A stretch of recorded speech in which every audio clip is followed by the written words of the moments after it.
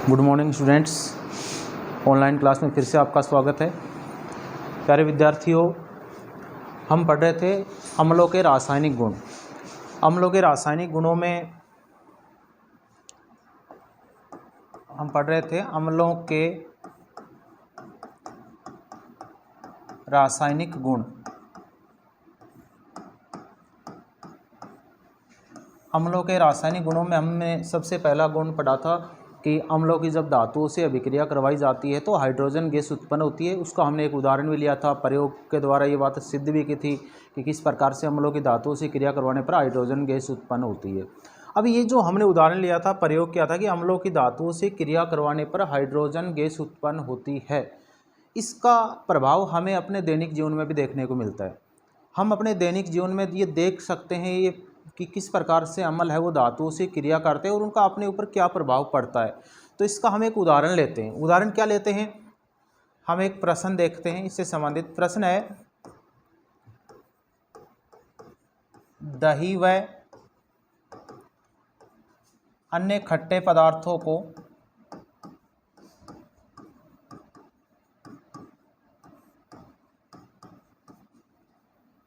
धातु के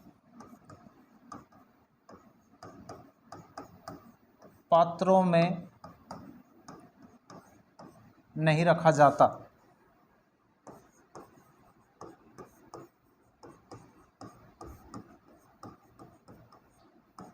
क्यों? प्रश्न है अपना, दही व अन्य खट्टे पदार्थों को धातु के पात्रों में नहीं रखा जाता, इसका क्या कारण है? ये बात हम अपने दैनिक जीवन में देखते हैं।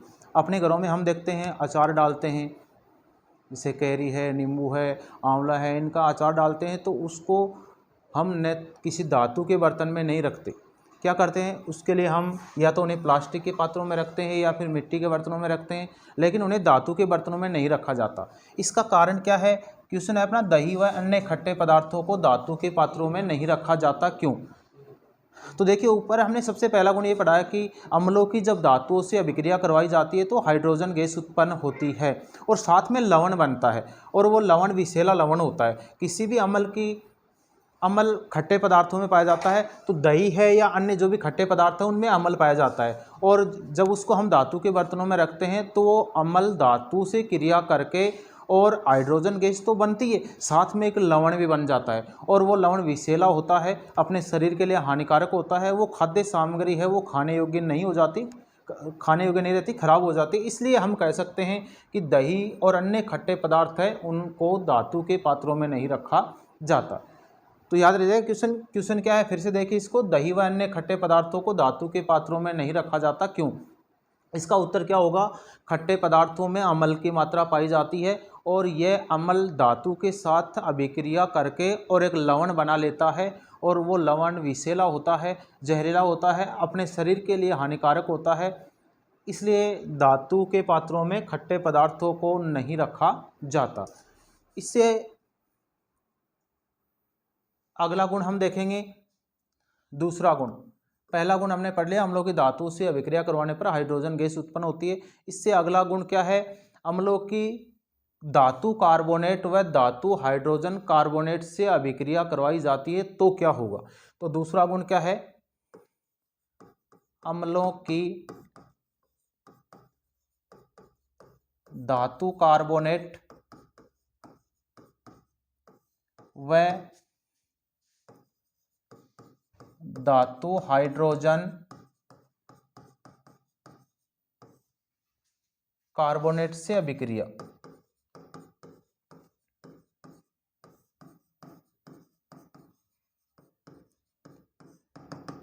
अगला गुण क्या बताया है, रासायनिक गुण, अम्लों की धातु कार्बोनेट व धातु हाइड्रोजन कार्बोनेट से अभिक्रिया करवाई जाए तो क्या होता है? यहां देखिए दो शब्द है, एक तो है धातु कार्बोनेट और दूसरा शब्द है धातु हाइड्रोजन कार्बोनेट।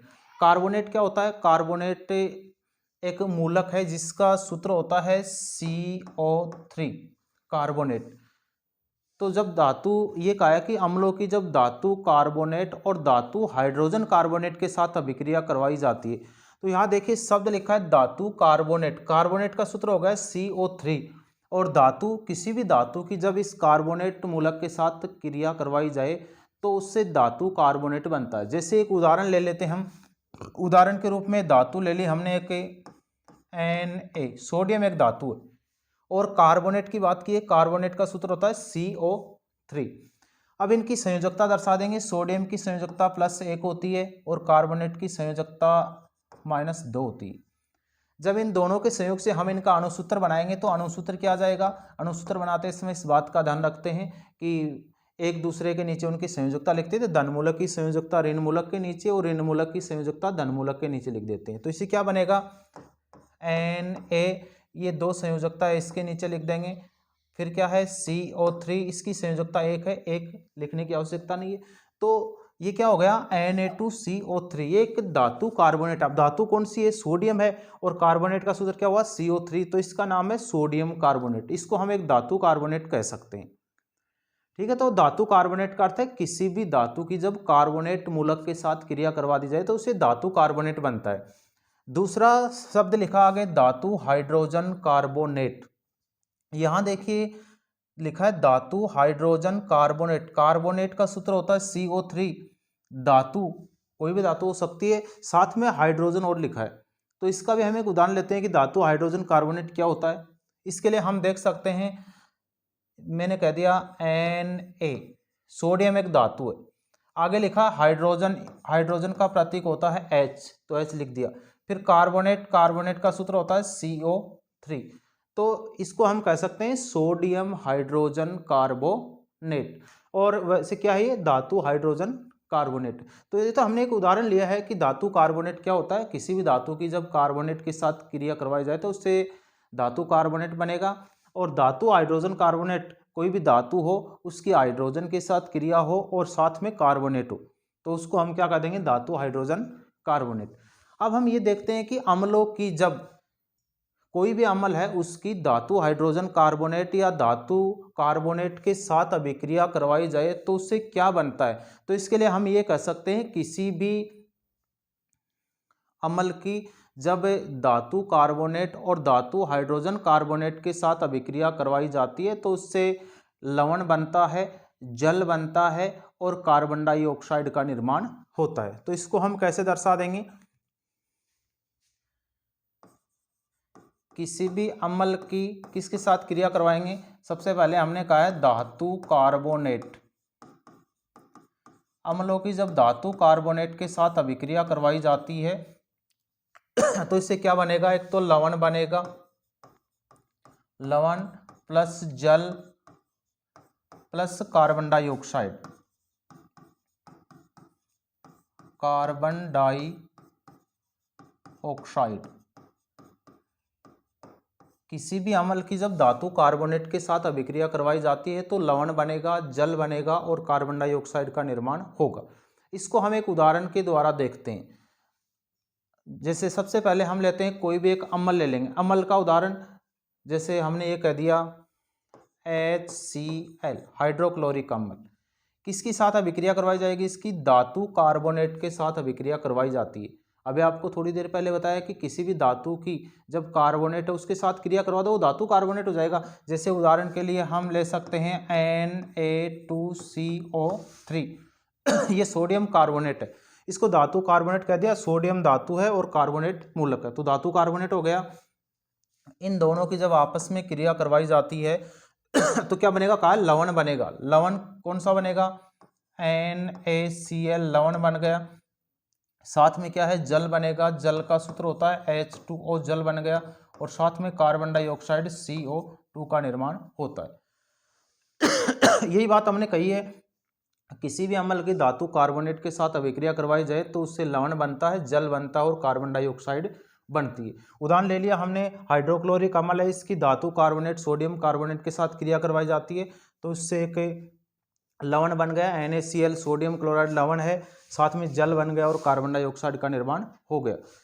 इसके बाद दूसरी बात हमने क्या कही है दूसरी बात हमने ये कही है कि अम्लों की जब धातु हाइड्रोजन कार्बोनेट के साथ क्रिया करवाई जाए तो देखिए अम्ल प्लस धातु हाइड्रोजन कार्बोनेट, इन दोनों की अभिक्रिया करवाई जाती है तो इससे क्या बनेगा, लवण बनेगा, साथ में जल बनेगा और साथ में कार्बन डाई ऑक्साइड का निर्माण होगा। इसको भी हम एक उदाहरण के द्वारा देखते हैं कि क्या वास्तव में अम्लों की धातु हाइड्रोजन कार्बोनेट के साथ अभिक्रिया करवाई जाती है तो उससे लवण, जल और कार्बन डाइऑक्साइड का निर्माण होता है। इसके उदाहरण के रूप में हम देखते हैं अम्ल, कोई भी एक अम्ल ले सकते हैं हम, जैसे यही अम्ल ले लिया हमने HCl हाइड्रोक्लोरिक अम्ल।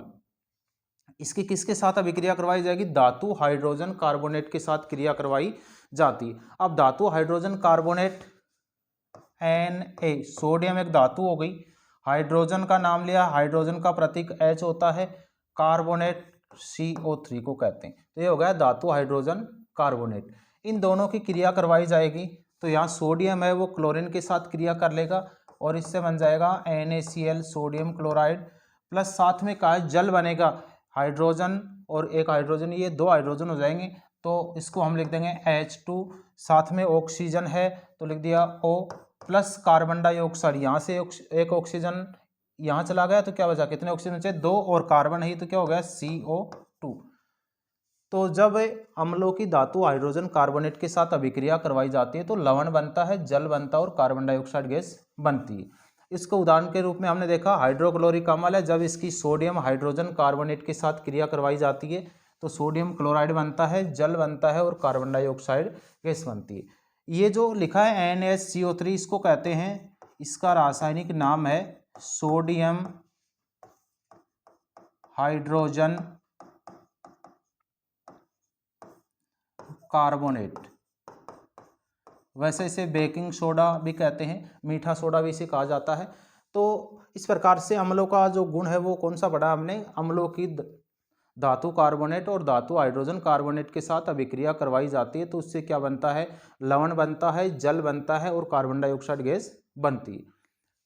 इससे आगे की बातें हम नेक्स्ट कालांश में देखेंगे। धन्यवाद।